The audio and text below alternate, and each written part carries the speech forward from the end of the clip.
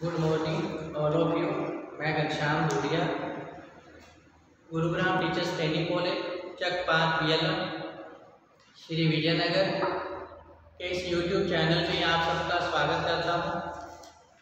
आज हम B.Ed first year अनुशासन एवं विषय बोर्ड, इसके अंतर्गत आज का जो हमारा टॉपिक रहेगा वह है अनुशासनिक ज्ञान।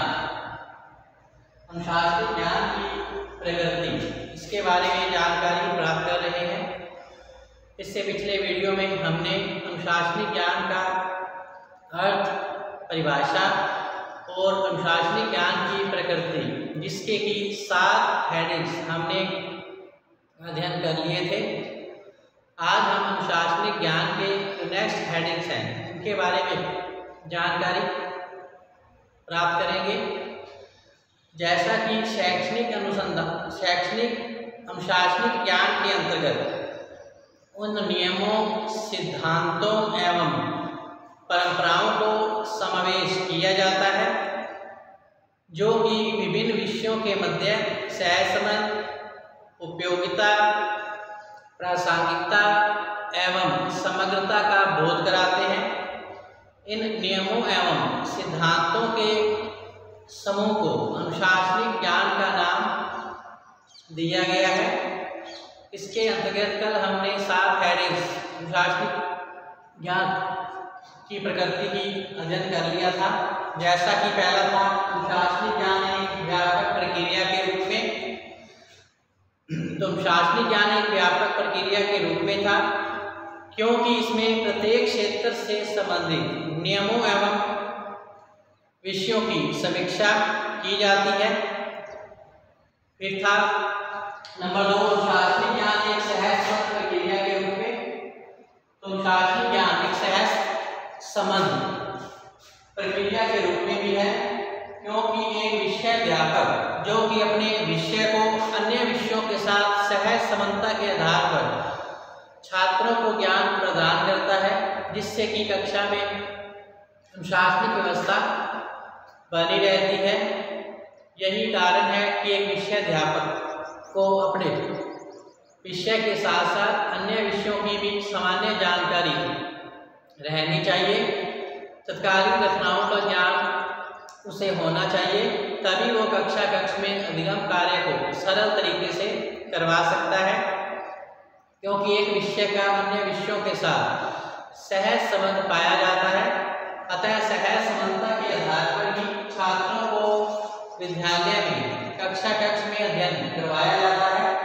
नेक्स्ट था एक संश्लेषण प्रक्रिया के रूप में, तो अनुशासनिक ज्ञान एक संश्लेषण प्रक्रिया के रूप में भी है। अनुशासनिक ज्ञान के आधार पर ही विभिन्न विषयों के नियमों एवं सिद्धांतों के लिए संश्लेषण प्रक्रिया का सहारा लिया जाता है। जैसा कि गणितीय ज्ञान, गुणा, भाग, घटाव आदि का भौतिक विज्ञान में प्रयोग किया जाता है, तो ऐसा मान लिया जाता है कि ये जो विषय है, यह मान लिया जाता है कि भौतिक विज्ञान विषय के लिए गणित विषय का ज्ञान होना आवश्यक है। उसी प्रकार से एक विषय अध्यापक को सामाजिक अध्ययन के लिए इतिहास, भूगोल, राजनीति विज्ञान, नागरिक शास्त्र, समाजशास्त्र आदि विषयों का ज्ञान होना चाहिए। तो इस प्रकार के नियम और सिद्धांतों की संश्लेषण की जो प्रक्रिया है, इसके द्वारा ही हम प्राप्त कर सकते हैं। नेक्स्ट है अनुशासनिक ज्ञान एक विश्लेषण की प्रक्रिया के रूप में था, तो अनुशासनिक ज्ञान एक विश्लेषण की प्रक्रिया के रूप में भी था। अर्थात जब छात्रों के लिए पाठ्यक्रम से आगामी क्रियाओं का योजना करवाया जाता है, तो इसके अंतर्गत अनुशासनिक व्यवस्था स्थापित करने के लिए छात्रों की आयु, योग्यता, स्तर आदि को ध्यान में रखकर वर्ग बनाए जाते हैं तथा पाठ्यक्रम से आगामी क्रियाओं की व्यवस्था विद्यालय स्तर पर की जाती है ताकि विद्यालय में एक अनुशासनिक व्यवस्था बनी रहे। नेक्स्ट था अनुशासनिक ज्ञान एक वैज्ञानिक प्रक्रिया के रूप में, तो अनुशासनिक ज्ञान एक वैज्ञानिक प्रक्रिया के रूप में भी है इसमें प्रत्येक शैक्षिक नियम एवं सिद्धांतों की परीक्षा के बाद ही उसका वर्ग, स्वरूप, स्थान निश्चित किया जाता है। इतिहास, नागरिक शास्त्र, पर्यावरणीय ज्ञान की जब परीक्षा की गई तो इनमें गहरा संबंध पाया गया था, अतः इन्हें सामाजिक अध्ययन विषय में शामिल किया गया। इसी प्रकार से प्रत्येक शैक्षिक क्षेत्र में प्रयोग एवं परीक्षण का सहारा लिया जाता है, अतः अनुशासनिक ज्ञान एक वैज्ञानिक प्रक्रिया के रूप में भी है। इसी प्रकार अनुशासनिक ज्ञान एक बहुआयामी प्रक्रिया के रूप में भी है, जिनमें बहु अनुशासनिक उपागम, अंतः अनुशासनिक उपागम, परागमन अनुशासनिक उपागम, वर्ण संकर अनुशासनिक उपागम आदि को इसके अंतर्गत शामिल किया जाता है। अतः यह एक बहुआयामी प्रक्रिया के रूप में है। इसी प्रकार एक क्रमबद्ध प्रक्रिया के रूप में अनुशासनिक ज्ञान, तो अनुशासनिक ज्ञान के अंतर्गत प्रत्येक विषय को उसकी समानता एवं असमानता के आधार पर ही प्रस्तुत किया जाता है। जैसे कि प्राथमिक स्तर पर छात्रों के लिए विज्ञान उसकी परिवेक्ष्य वस्तुएं और परिवेशीय घटनाएं होती हैं। यही कारण है कि विज्ञान विषय को कक्षा 3 तक पृथक रूप से मान्यता नहीं दी जाती। इसी क्रम में गणित को भी विज्ञान विषय का ही अंग मान लिया गया है। अतः अनुशासनिक ज्ञान के आधार पर प्रत्येक विषय को क्रमबद्ध रूप में उसकी आवश्यकता के अनुसार ही प्रस्तुत किया जाता है। तो कल हमने अनुशासनिक ज्ञान के 7 हेडिंग के बारे में जानकारी प्राप्त कर ली थी। आज हम 8वीं हेडिंग अनुशासनिक ज्ञान एक समसामयिक प्रक्रिया के रूप में जानकारी प्राप्त करेंगे। अनुशासनिक ज्ञान एक समसामयिक प्रक्रिया के रूप में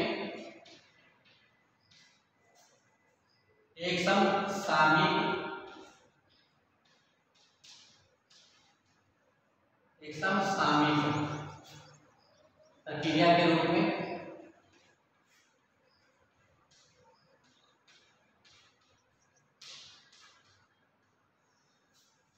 तो अनुशासनिक ज्ञान एक समसामयिक प्रक्रिया के रूप में भी है, अर्थात वर्तमान समय में किसी वर्ग विशेष का संपूर्ण ज्ञान प्राप्त करने के लिए उससे संबंधित अनेक विषयों का ज्ञान प्राप्त करना पड़ता है। जैसे कि अनुसंधान कार्य करने के लिए गणित एवं वैज्ञानिक विधियों का प्रयोग किया जाता है। तो एक अनुसंधानकर्ता को विज्ञान, गणित एवं कंप्यूटर आदि का ज्ञान होना चाहिए। अनुशासनिक ज्ञान में उस समसामयिक मारक को प्रत्येक शैक्षिक स्तर में प्रस्तुत किया जाता है, जिसकी जो आवश्यकता है प्रत्येक व्यक्ति और समाज के लिए अनिवार्य रूप से होती है। तो छात्रों को अनुशासनिक ज्ञान प्रदान करने के लिए एक विषय अध्यापक को समसामयिक घटनाओं की भी जानकारी रखनी चाहिए, क्योंकि तत्कालीन समस्याओं के बारे में जानकारी प्राप्त करके ही इन समस्याओं के निवारण में एक शिक्षक जो है महत्वपूर्ण भूमिका निभा सकता है। तो जरूरी है कि अनुशासनिक ज्ञान छात्रों को प्रदान करने के लिए उसे समसामयिक प्रक्रिया घटनाओं की जानकारी हो, तथा समय पर उसे अपने शिक्षण विधियों में परिवर्तन करते रहना चाहिए और नवीन शिक्षण विधियों के माध्यम से छात्रों को अध्ययन करवाया जाना चाहिए, जिससे कि उनके अधिगम कार्य में सरलता आ पाए। अर्थात छात्रों को समय के अनुकूल उनकी आवश्यकताओं के अनुसार ज्ञान प्रदान किया जाए। नेक्स्ट है अनुशासनिक ज्ञान राष्ट्रीय समृद्धि की प्रक्रिया के रूप में। अनुशासनिक ज्ञान राष्ट्रीय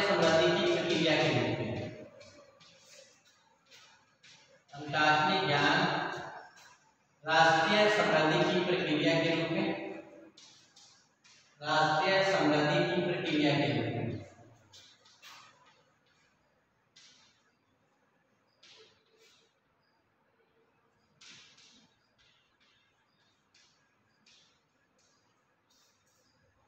अनुशासनिक ज्ञान राष्ट्रीय समृद्धि की प्रक्रिया के रूप में भी है। अनुशासनिक ज्ञान का जो उपयोग है शैक्षिक, सामाजिक, राजनैतिक क्षेत्रों में व्यापक रूप से किया जाता है। अतः अनुशासनिक ज्ञान ही राष्ट्रीय समृद्धि का मार्ग प्रशस्त करता है। जैसा कि एक देश में शिक्षा के क्षेत्र में अनुशासनिक ज्ञान का उपयोग करके प्रत्येक स्तर पर सर्वोत्तम पाठ्यचर्या का निर्माण किया जाता है और विद्यालय गतिविधियों को एक क्रमबद्ध रूप प्रदान किया जाता है, जिससे कि छात्रों का सर्वांगीण विकास संभव होता है, अर्थात छात्रों का नैतिक, मानसिक और बौद्धिक विकास संभव होता है, जिससे कि राष्ट्रीय समृद्धि को प्राप्त किया जा सकता है।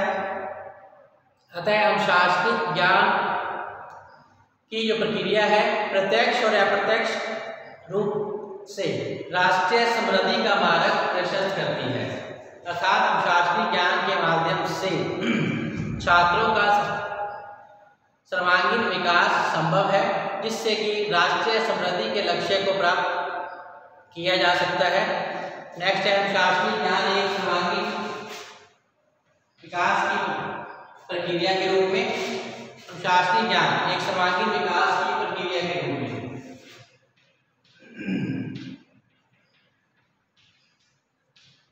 अनुशासनिक ज्ञान एक विकास की प्रक्रिया के रूप में, एक विकास की प्रक्रिया के रूप में।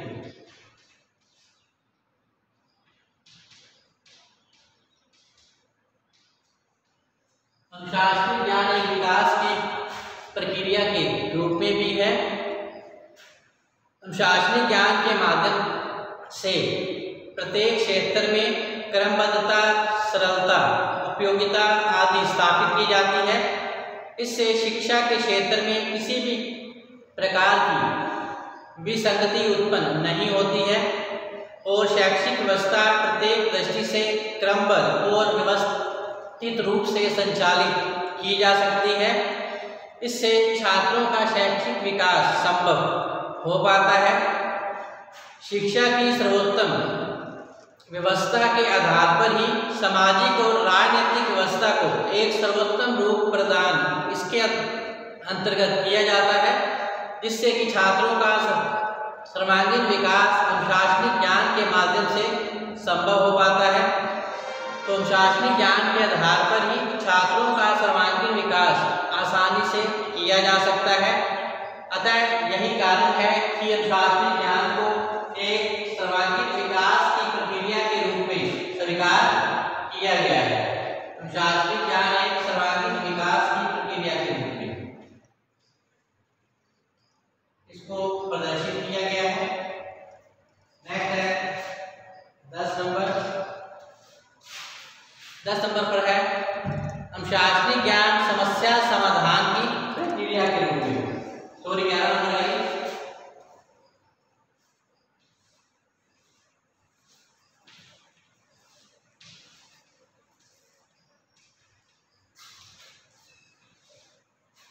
अनुशासनिक ज्ञान समस्या समाधान की प्रक्रिया के रूप में।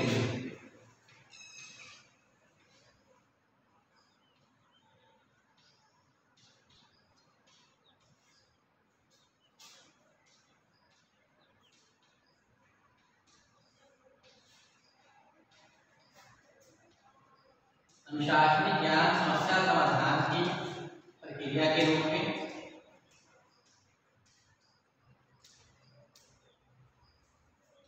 अनुशासनिक ज्ञान समस्या समाधान की प्रक्रिया के रूप में भी इसे दर्शाया गया है। जैसे कि भारतीय समाज की प्रमुख आकांक्षा जो है छात्रों में नैतिकता एवं मानवता के विकास से संबंधित होती है। जैसे कि भारतीय समाज की प्रमुख आकांक्षा छात्रों में नैतिकता एवं मानवता के विकास से संबंधित होती है। इसी आधार पर प्राथमिक और उच्च प्राथमिक स्तर पर नैतिक शिक्षा की व्यवस्था की जाती है। नैतिक शिक्षा प्रदान कर छात्रों में दया, सहयोग, भाईचारे, मानवता, त्याग, बलिदान, सहिष्णुता आदि के भाव विकसित किए जाते हैं और समाज की समस्याओं का जो निवारण है इसके आधार पर किया जाता है। अर्थात व्यक्ति में दया भाव होना जरूरी है। मानवता के सिद्धांत का पालन किया जाना आवश्यक है। इसी प्रकार समाज में व्यवस्था बनाए रखने के लिए सहयोग और भाईचारे की भावना अत्यंत आवश्यक है। तो इस प्रकार छात्रों के लिए नैतिक शिक्षा व्यवस्था प्रदान कर सामाजिक समस्या के समाधान प्रस्तुत किया जाता है। इसी आधार पर प्राथमिक और उच्च प्राथमिक स्तर पर नैतिक शिक्षा का समावेश अनिवार्य रूप से किया जाता है, जिससे कि छात्रों में नैतिकता और मानवता की भावना विकसित हो पाए। इससे भावी समाज का स्वरूप विकसित होगा, समाज व्यवस्थित रूप से कार्य कर सकेगा और इस आधार पर सामाजिक समस्याओं का जो निवारण है आसानी से किया जा सकता है। इसी प्रकार प्रशासनिक ज्ञान एक वर्गीकरण की प्रक्रिया के रूप में अनुशासनिक ज्ञान एक वर्गीकरण की प्रक्रिया के रूप में एक वर्गीकरण की प्रक्रिया के रूप में वर्गीकरण की प्रक्रिया के रूप में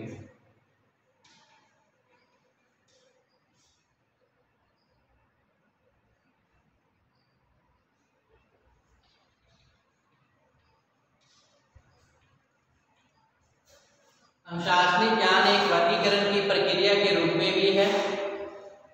तो अनुशासनिक ज्ञान के अंतर्गत विभिन्न विषयों पाठ्यक्रमों का वर्गीकरण किया जाता है, जिससे कि छात्रों को उनकी रुचि के अनुरूप भी गतिविधियां प्राप्त हो पाए। जैसे कि अगर एक छात्र की संगीत में रुचि है तो उसे संगीत संबंधी पाठ्यक्रम से आगामी क्रियाओं का चुनने का अधिकार प्राप्त होता है। यदि किसी दूसरे छात्र को खेल संबंधी गतिविधियों में अगर रुचि पाई जाती है तो उसे खेल संबंधी पाठ्यक्रम क्रियाओं को चुनने का अधिकार होता है। इसी प्रकार पाठ्यक्रम और विषयों को भी समूह बनाकर प्रस्तुत किया जाता है, अर्थात कला, विज्ञान और कॉमर्स संकाय के अंतर्गत इनसे संबंधित विषयों का निर्धारण किया जाता है और जिसका चुनाव छात्र अपनी योग्यता स्तर, मानसिक स्तर के अनुकूल करता है और विषयों को चुनाव करने के पश्चात कक्षा कक्ष में उसे अध्ययन करवाया जाता है। नेक्स्ट है अनुशासनिक ज्ञान एक समेकित प्रक्रिया के रूप में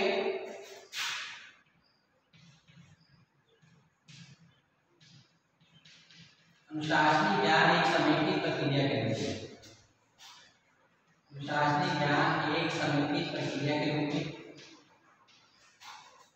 एक समेकित प्रक्रिया के रूप में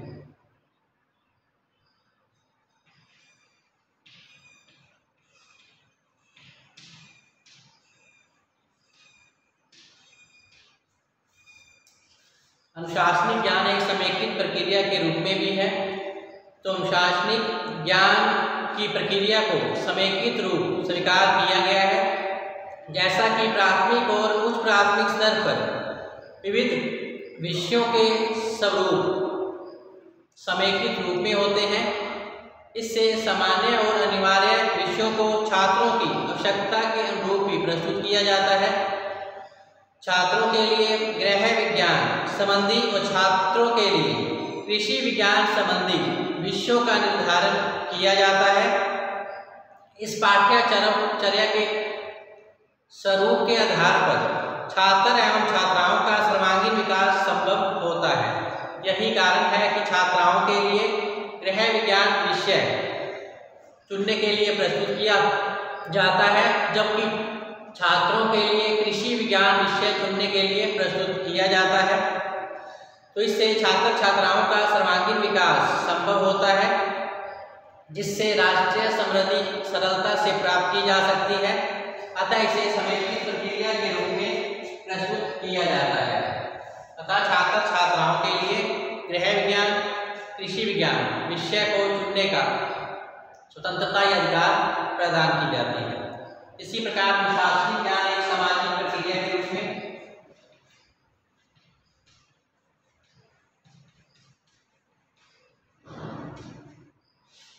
अनुशासनिक ज्ञान एक सामाजिक प्रक्रिया के रूप में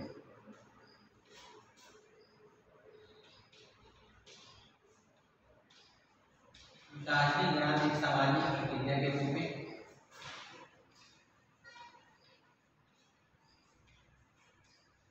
अनुशासनिक ज्ञान एक सामाजिक प्रक्रिया के रूप में भी है। सामाजिक आकांक्षाएं, सामाजिक गतिविधियां ही शिक्षा के स्वरूप का निर्धारण करती हैं। जैसे कि एक अभिभावक अपने बालकों को वर्तमान समय में विज्ञान विषय की शिक्षा देना उपयुक्त मानते हैं, जिसके परिणाम स्वरूप कंप्यूटर विज्ञान, गणित एवं अंग्रेजी आदि विषयों को चुनने के लिए सलाह दी जाती है। कंप्यूटर विज्ञान, गणित एवं अंग्रेजी आदि विषयों को भारतीय विद्यालयों में प्राथमिक स्तर से ही प्रदान किया जाता है और इनका अध्ययन करवाया जाता है, जिससे कि सामाजिक आकांक्षा की पूर्ति की जा सके।